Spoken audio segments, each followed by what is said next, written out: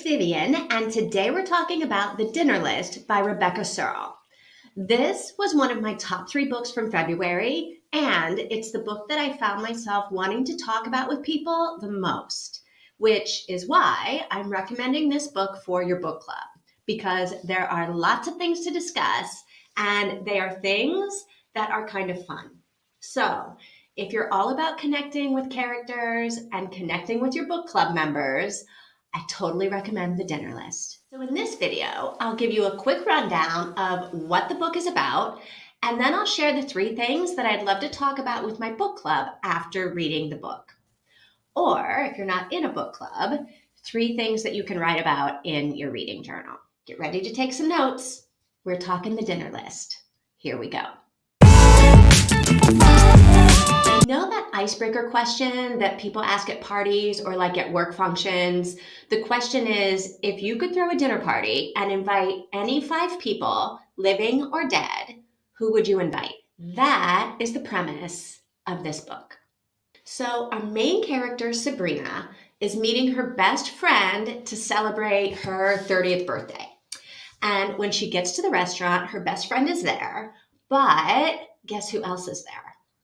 The 5 people, living and dead, that are on her dinner list, right? So it's her best friend, her father, a professor that she had in college, an old boyfriend, and Audrey Hepburn. So as the dinner goes on, we find out why each person is there, why Sabrina put them on the list, what she's got to say to them, and what they've got to say to her. So it's a dinner party full of reminiscing, learning things that she didn't know, learning things that she did know, but maybe didn't want to accept.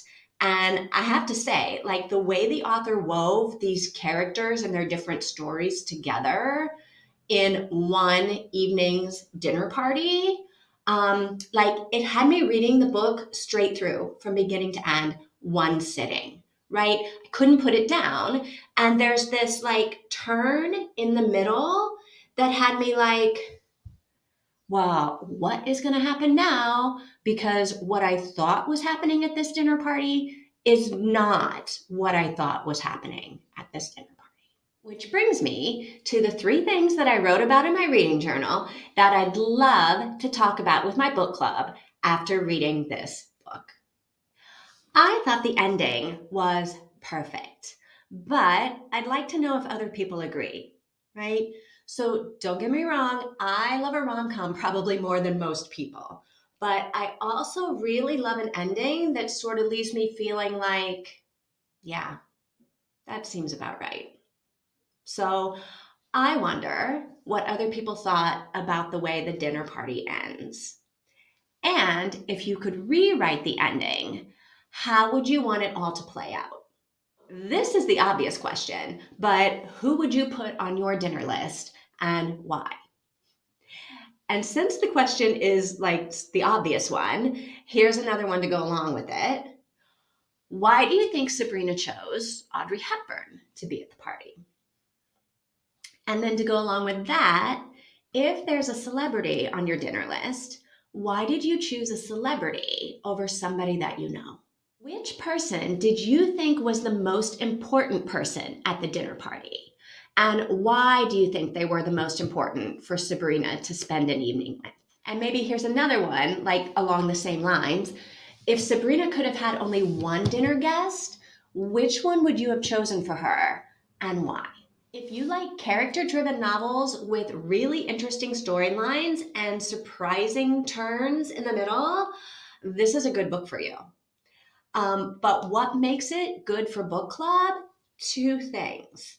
1, there's a lot to discuss between the characters and what goes down at this dinner party, right? We're talking themes of friendship and love and family, right? So lots to discuss. 2, it's an easy read. I did it in one sitting, right? This is not Demon Copperhead that's going to take you 5,245 days to finish, even though you're reading nonstop, because Demon Copperhead is riveting, right? So the dinner list, good discussion, quick read. Great book for a book. If you've read the dinner list, let me know in the comments what you thought. And if you agree that it'd be a great book club, give me a thumbs up. And if you like this video and you're reading or thinking about reading Lessons in Chemistry by Bonnie Garmis, check out this video. And if you're curious about Tomorrow and Tomorrow and Tomorrow, which is my 2023 book of the year, have a look at this one. Thanks for watching. See you next time.